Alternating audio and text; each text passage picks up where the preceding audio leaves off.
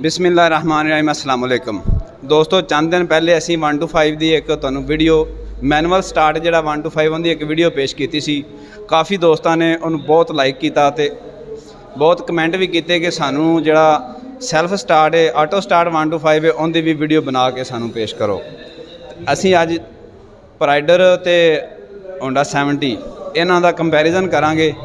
ये तुहानू दसांगे भी इहदे विच किहड़ी मोटरसाइकिल अच्छी है किहड़ी लैनी चाहिए। साडे नाल मौजूद ने जुरेद होंडा सेंटर के फोरमैन मकबूल ना इन्हां दा जी। अस्सलाम वालेकुम सर। वालेकुम सलाम जी। सर की हाल चाल है? अल्लाह दा करम शुक्र, तुसीं सुनाओ जी। सर पहले ये दसो भी इहदे 70 ते जिहड़ी हैगी प्राइडर 100 जी जी इनका कीमतां दा कितना को फर्क है? इन्हां दा कीमतां फर्क है जी। वो हैगी 1,55,000 दी है जिहड़ी प्राइडर है ना जी। वो हैगी अपना 2,04,000 रुपए दी। 2,04,000 रुपए दी। हाँ जी। ते तुसीं ज़्यादा मतलब किहड़ी रिकमेंड करदे जी 70 बंदा लवे या प्राइडर 100? असी ज़्यादा रिकमेंड करना मैं जी खुद आप मेरे कोल भी गड्डी जिहड़ी ना प्राइडर ही है। प्राइडर जिहड़ी ना बहुत गड्डी अच्छी है, आरामदेह है, सुकून दे शाक, इंजन पायदार ज़्यादा, गड्डी दी रोड ग्रिप ज़्यादा बेहतरीन चलती है। अच्छा, इहदे विच 3 कलर ने ब्लैक, ब्लू ते रेड।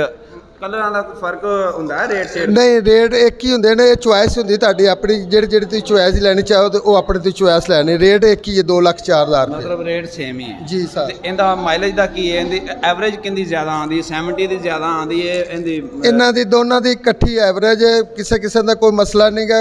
जेहड़ा ना प्राइडर जेहड़ी है ना उन्होंने 70 के मुकाबले ते कड्डी है, लेकिन यह है कि प्राइडर जे पेट्रोल जेहड़ा है ना वो 70 के मुकाबले ते खांदा।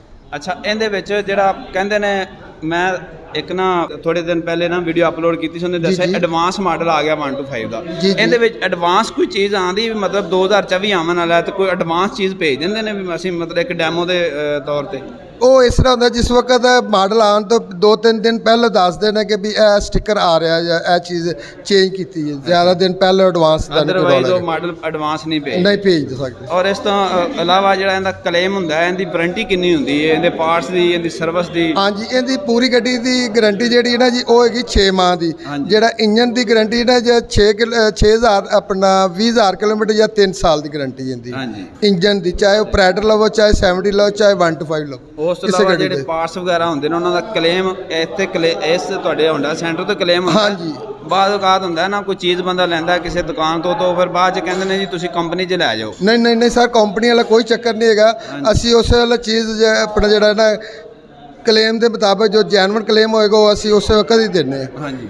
इहदे टायर रिम वगैरह हर चीज़ का क्लेम? हर चीज़ का क्लेम है जी। टायर का भी, इंजन का भी, बाडी का भी। कोई मसला मसैल, कोई रंग फुल जाता या कोई मसला मसैल किसी चीज़ का कोई मसला उनका जिम्मेदारी होंदी है। इस तो अलावा तुहाडे कोल कोई कस्टमर बाइक खरीददा है उनकी जिहड़ी ट्यूनिंग वगैरह होंदी है हाँ जी फ्री होंदी है? कोई सर्विस फ्री होंदी है? 3 माह अपना जिहड़ा ना 3 ट्यूनिंगां फ्री होंदियां ने। हाँ जी, 3 टाइम सर्विस फ्री होंदी है जी जिहड़ी गड्डी भी खरीदो? हाँ जी हाँ जी।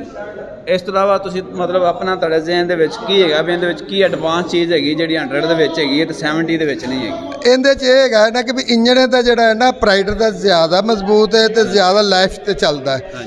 ठीक है ना जी। 70 भी लाइफ लेकिन है कि उहदे नाल ज़्यादा ये गड्डी रोड ते जांदी होवे 70 बस कोलों लंघे ते डोलदी हौली है। जिहड़ी प्राइडर है ना वो भारी है और गड्डी डोलदी नहीं गी। इहदा प्राइडर दा ते 1 to 5 दा जिहड़ा वजन है प्राइडर ते 1 to 5 दा हाँ जी हाँ जी मतलब कितना कोई डिफरेंस है? कितना तकरीबन 96 किलो की हैगी अपना प्राइडर, 82 किलो की हैगी 70। हाँ जी ठीक है। यह जो और दोस्त ने खरीदना चाह रहे हैं प्राइडर की बड़ी मांग अजकल, पेट्रोल महंगे ने तो लोग सुकून चाहते हैं। तुसीं अजे तक चैनल सबसक्राइब नहीं किया तो चैनल सबसक्राइब जरूर कर लो, दोस्तों नाल शेयर भी करना। बहुत शुक्रिया।